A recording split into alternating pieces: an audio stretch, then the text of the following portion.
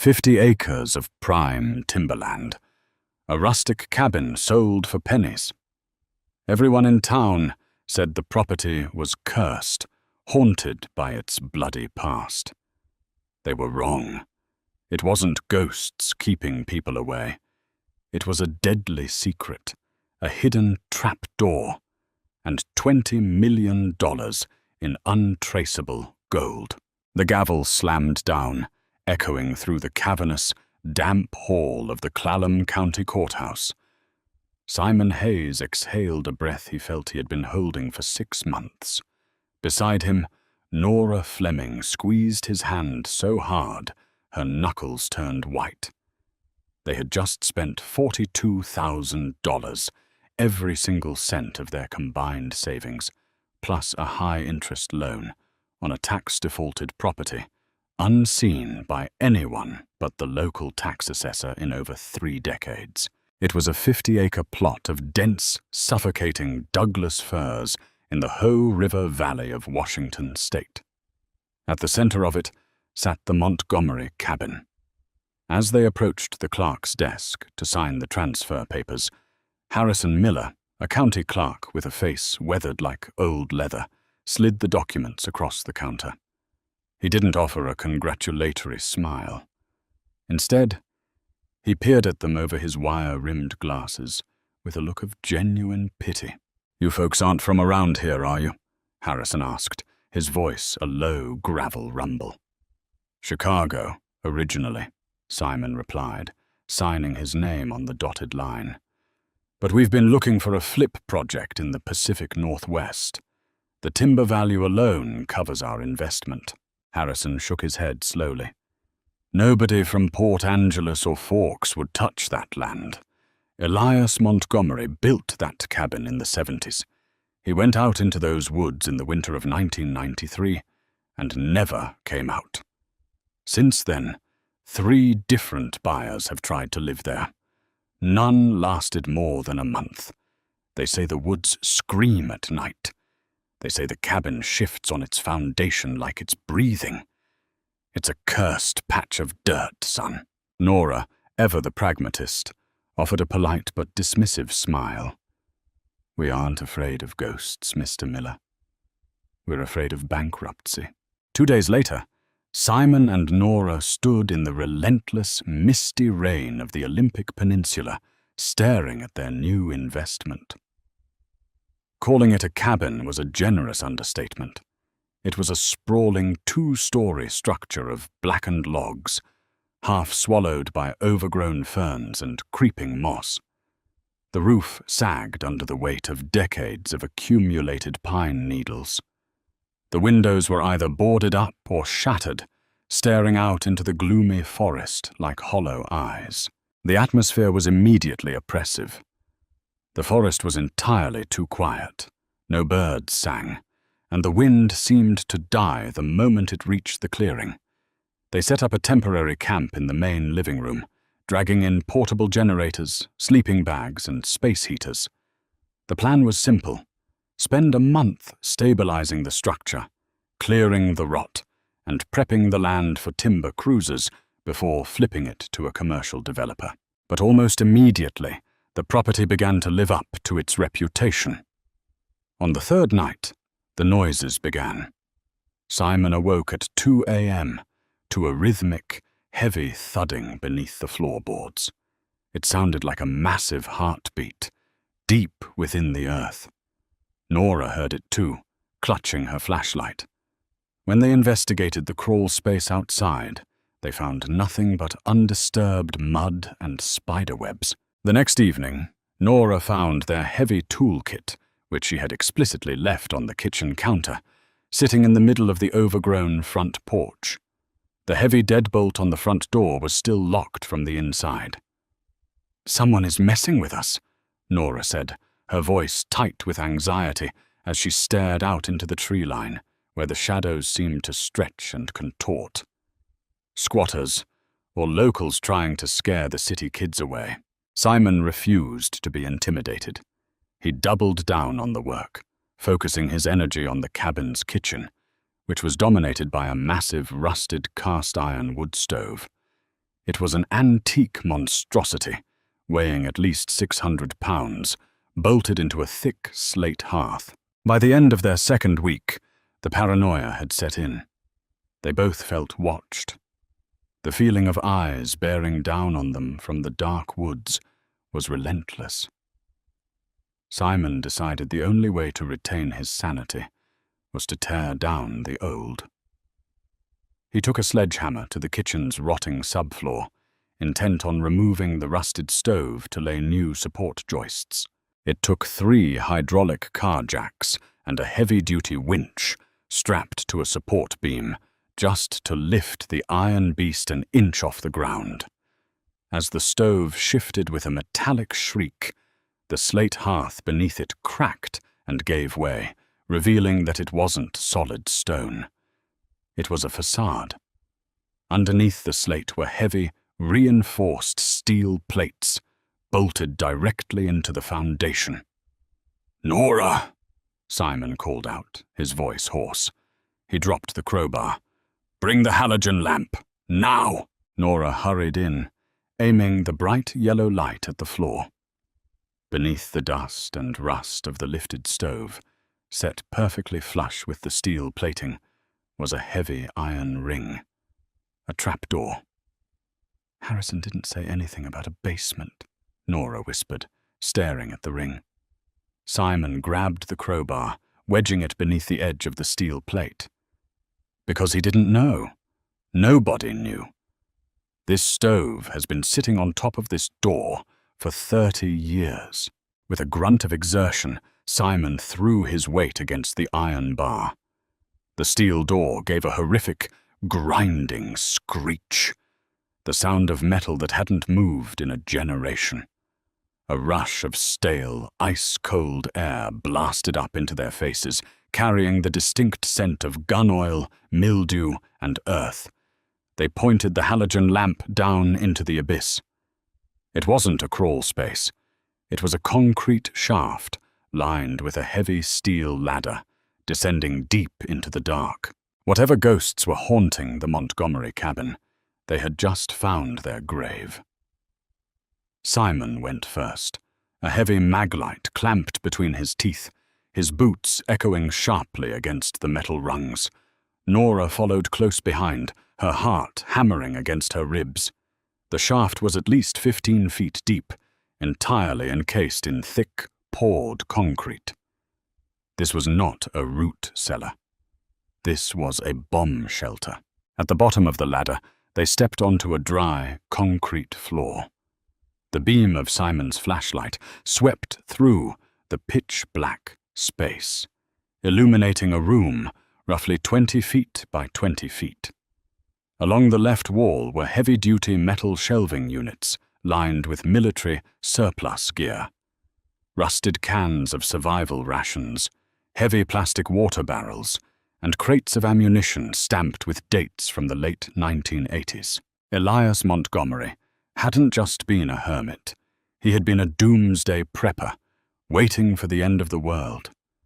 But it was the center of the room that made Simon drop his flashlight. It clattered against the concrete, the beam rolling to illuminate a cluster of heavy, olive-green canvas duffel bags and thick wooden crates. "Nora," Simon breathed, picking up the light and stepping closer. The wooden crates were secured with heavy iron padlocks, but time and dampness had rotted the wood. One of the crates had split open at the side. Through the splintered gap, a dull, heavy yellow gleam caught the light. Nora knelt in the dust, pulling a heavy crowbar from her belt. With a sharp crack, she pried the decaying lid off the crate. They both stopped breathing. Stacked in perfect, immaculate rows were gold bars. They weren't standard Hollywood bricks, but smaller, heavy 1-kilogram ingots, stamped with European refinery marks. Nora reached out with trembling fingers, touching the cold, smooth metal. She tried to lift one. It was incredibly dense, weighing over 2 pounds. There were at least 50 bars in this crate alone. And there were 6 crates. Frantically, Simon unzipped one of the canvas duffel bags. It was filled to the brim with velvet pouches. He emptied one onto the concrete floor. A cascade of gold coins, South African Krugerrands, Canadian maple leafs, and American gold eagles spilled out, ringing musically against the stone. "Simon," Nora whispered, tears welling in her eyes, a mixture of pure shock and absolute terror. This is millions. Tens of millions." "It's Elias's fortune," Simon said, his mind racing, trying to calculate the sheer impossibility of what they were seeing. "They said he was an eccentric miner, that he made a fortune in Alaska in the 70s before coming down here. Nobody knew what he did with the money." Nora stood up, her eyes wide. "Simon, we can't tell anyone. If the county finds out, they'll seize it. The IRS, the state, long-lost relatives, they'll take all of it." "We bought the property," Simon argued, though his voice was shaking. "We bought everything on it.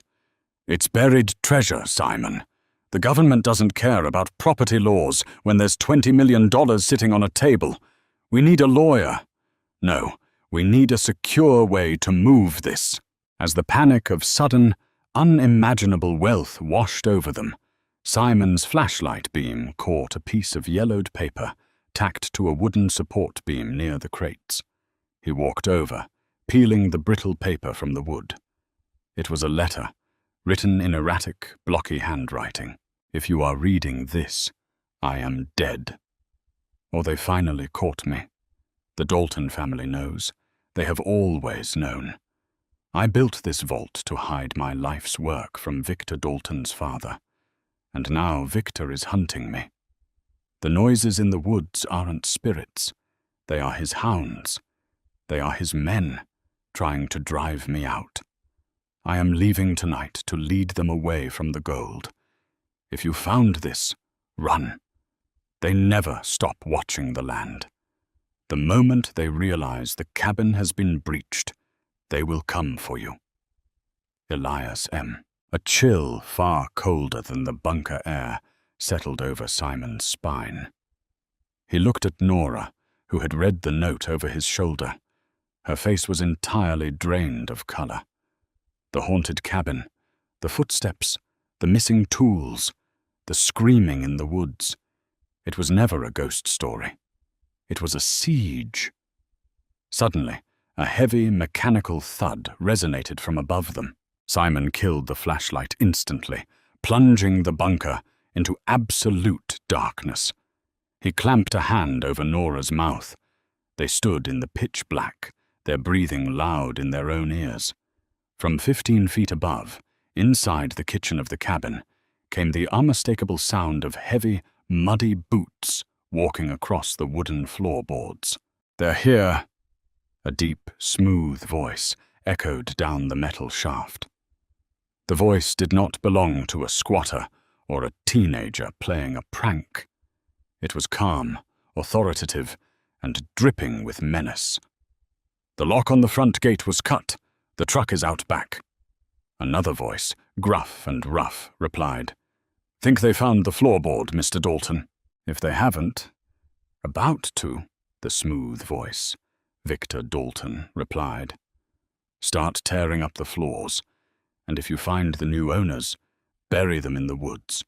The property falls back to the county, and we buy it at the next auction, just like we planned."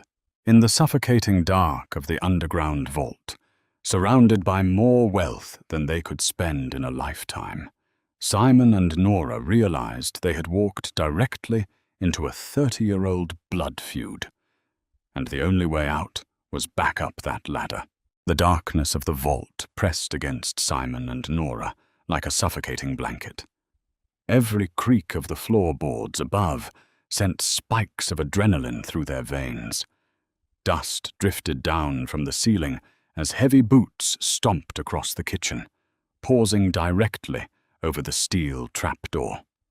Simon held Nora tight against the cold concrete wall, his heart pounding a frantic rhythm against his ribs.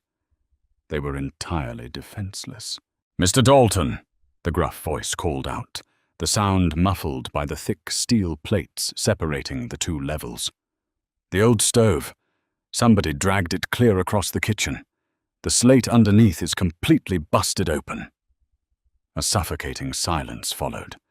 Then the slow, methodical scraping of debris being kicked aside. "Well, well," Victor Dalton murmured, his voice now crisp and chillingly clear as he stood directly over the hidden entrance.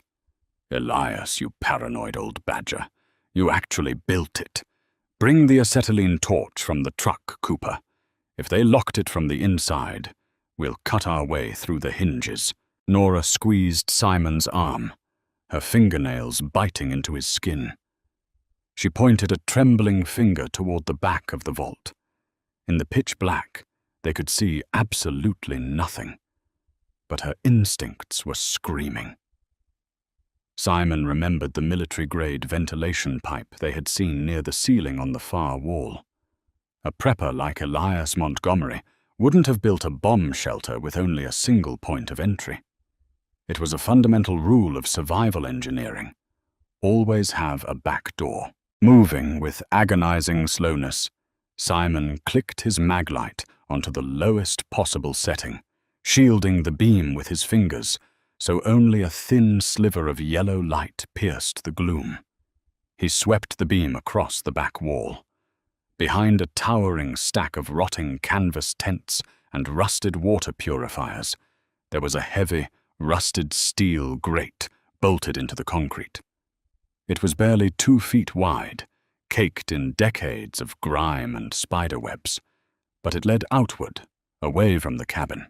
"There," Simon mouthed, killing the light instantly. Above them, the brutal, deafening roar of an industrial acetylene torch ignited.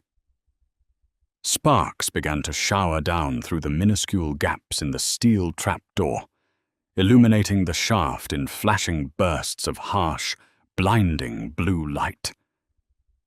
The air inside the vault immediately began to heat up, filled with the acrid stench of burning metal and ozone.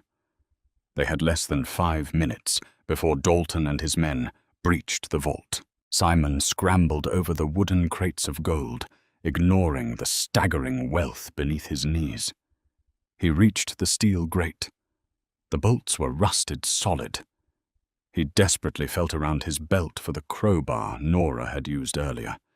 He gripped the cold iron, wedging the curved edge under the corner of the grate, and pulled with every ounce of strength in his shoulders. The grate groaned, a terrible, high-pitched metallic whine that seemed deafening in the enclosed space. "Stop!" Dalton commanded from above, the torch cutting off instantly. "Did you hear that? They're down there. Hey, you folks listening? This doesn't have to get messy. Open the hatch, walk away, and you can keep whatever's in your pockets. I just want my family's property back."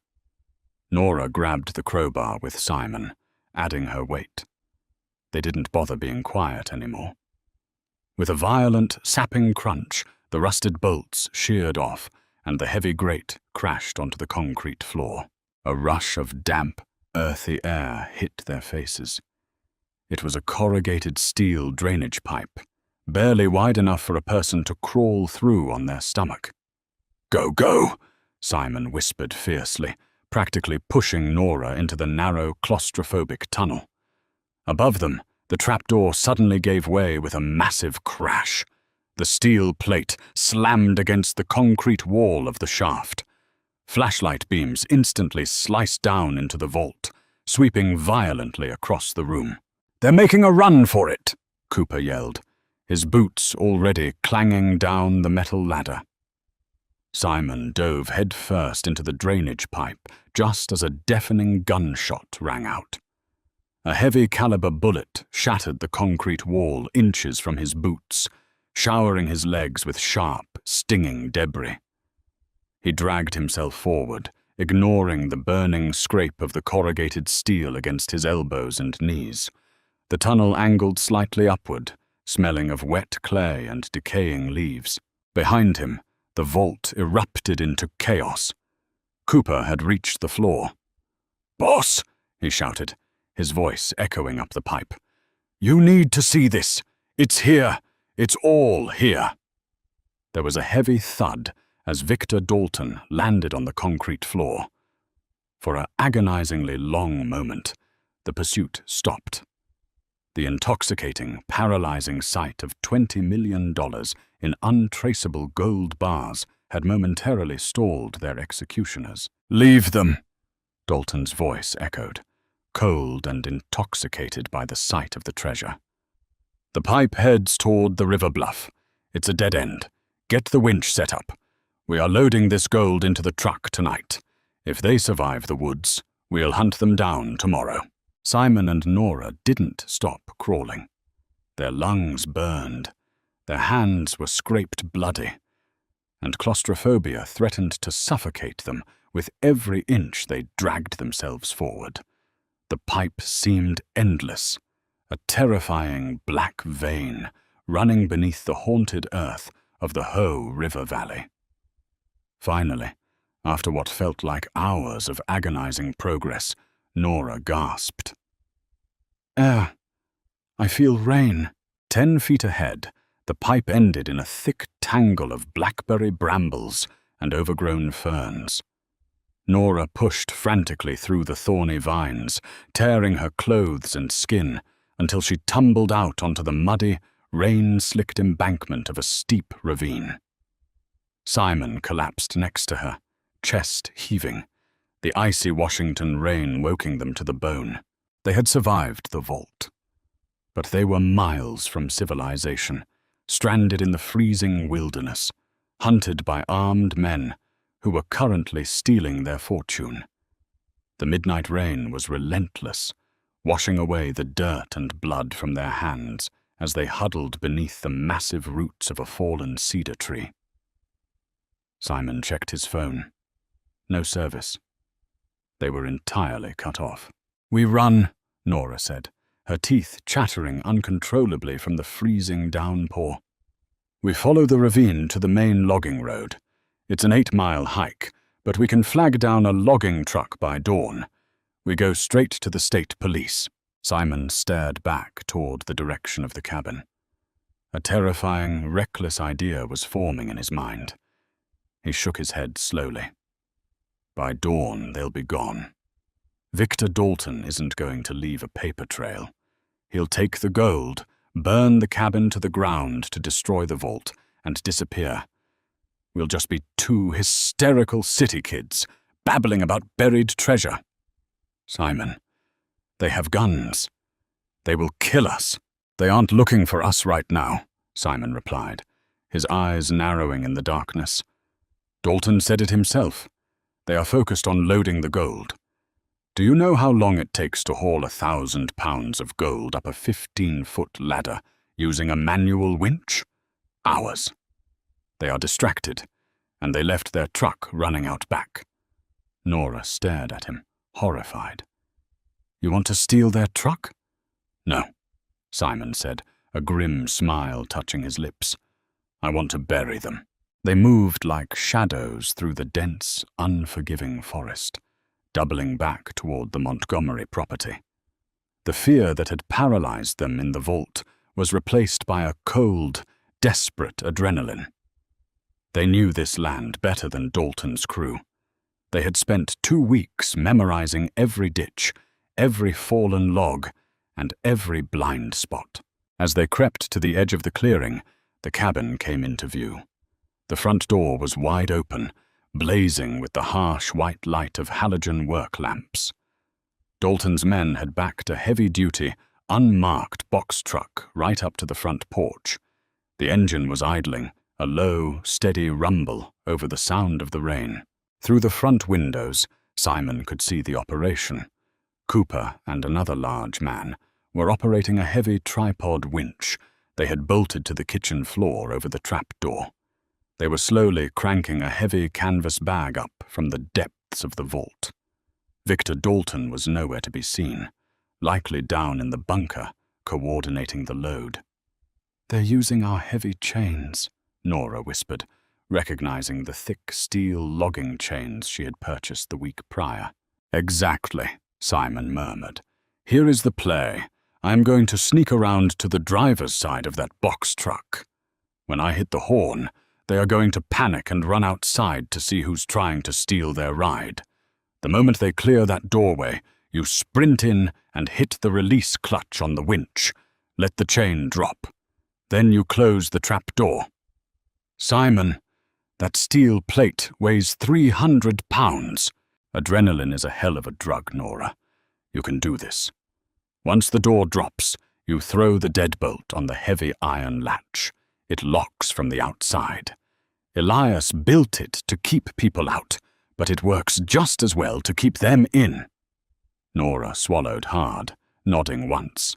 Simon slipped away into the rain, circling wide around the back of the cabin. He kept low, crawling through the mud until he reached the rear tires of the idling box truck. He could hear Cooper grunting with exertion on the porch, complaining about the sheer weight of the gold. Taking a deep breath, Simon scrambled up into the cab of the truck. The keys were in the ignition. He didn't hesitate. He slammed the heel of his hand against the center of the steering wheel. The heavy air horn blasted through the quiet forest, an absolute deafening roar that shattered the night.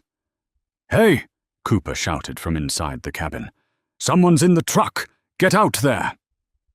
Footsteps pounded across the wooden floorboards and out onto the porch. Two armed men rushed blindly into the pouring rain, raising their flashlights toward the cab. In that split second of distraction, Nora moved. She sprinted from the tree line, darting through the open back door of the cabin. She hit the kitchen floor, sliding, grabbing the heavy release lever on the tripod winch. She yanked it backward with all her might. The gears disengaged with a violent mechanical scream. A heavy canvas bag, filled with 200 pounds of solid gold, plummeted down the concrete shaft. A horrifying wet crunch echoed from below, followed instantly by a blood-curdling scream from Victor Dalton. The gold had landed directly on him. Nora didn't wait to look. She kicked the heavy steel tripod out of the way. It crashed to the floor. She grabbed the edge of the massive, 300-pound steel trapdoor. Fueled by absolute terror and survival instinct, she threw her entire body weight forward.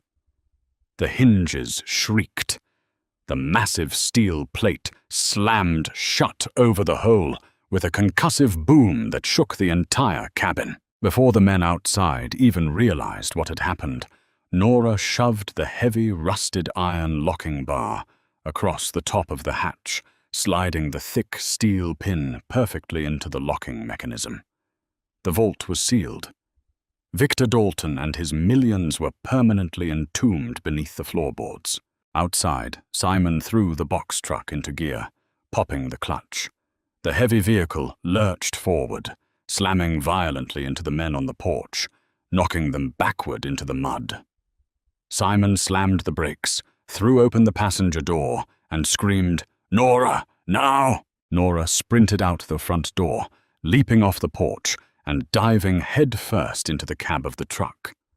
Simon floored the accelerator. The massive dual tires spun wildly in the mud before catching traction, tearing down the overgrown driveway and smashing through the heavy iron front gates of the property. Behind them, the two gunmen scrambled to their feet, firing wildly into the dark. Bullets shattered the side mirrors and thudded heavily into the reinforced cargo box, but the truck was already vanishing into the blackness of the logging road. Simon drove for an hour, pushing the truck to its absolute limits, until they finally burst out of the tree line and hit the paved surface of Highway 101. Only then did he pull over to the shoulder. He killed the engine. The only sound was the rain hammering against the roof and their own ragged, exhausted breathing. Nora reached over and opened the glove compartment. A heavy black satellite phone tumbled out, alongside a leather-bound ledger. She opened the book. The pages were filled with names, offshore bank routing numbers, and detailed records of illegal logging operations, drug trafficking routes, and money laundering schemes. Victor Dalton wasn't just a rogue treasure hunter. He was the head of a massive organized crime syndicate operating out of Seattle, and they had just stolen his entire operation manual. Simon picked up the satellite phone. It had a full signal. He dialed 911, asking to be connected directly to the FBI field office in Seattle. The aftermath was a media sensation. Federal agents descended on the Montgomery cabin by dawn. They found the two gunmen trying desperately to pry the trapdoor open with a crowbar. Inside the vault, Victor Dalton was found alive, though heavily sedated by shock, trapped beneath a fortune he could never spend. The gold, totaling precisely $22 million, was seized by the federal government. But Simon and Nora didn't walk away empty-handed. Under federal asset forfeiture laws, their instrumental role in bringing down the Dalton syndicate, combined with their legal ownership of the property, entitled them to a massive whistleblower and finder's fee. 3 months later, Simon and Nora sat in a high-rise office in downtown Chicago, signing the final paperwork for a federal wire transfer of $3.4 million. They had lost the haunted cabin in the woods, but they had won the war. And as they walked out into the busy city streets, leaving the ghosts of the Hoh River Valley far behind them, they knew they would never look at a rusty old wood stove the same way ever again. If you loved this crazy real-life survival story of hidden treasure, deadly secrets, and outsmarting the mob, you have to hit that like button right now. Have you ever found anything weird hidden in your house? Let me know in the comments below. Don't forget to share this video with your true crime-obsessed friends and subscribe to the channel for more unbelievable, edge-of-your-seat stories every single week. Ring that bell so you never miss an update.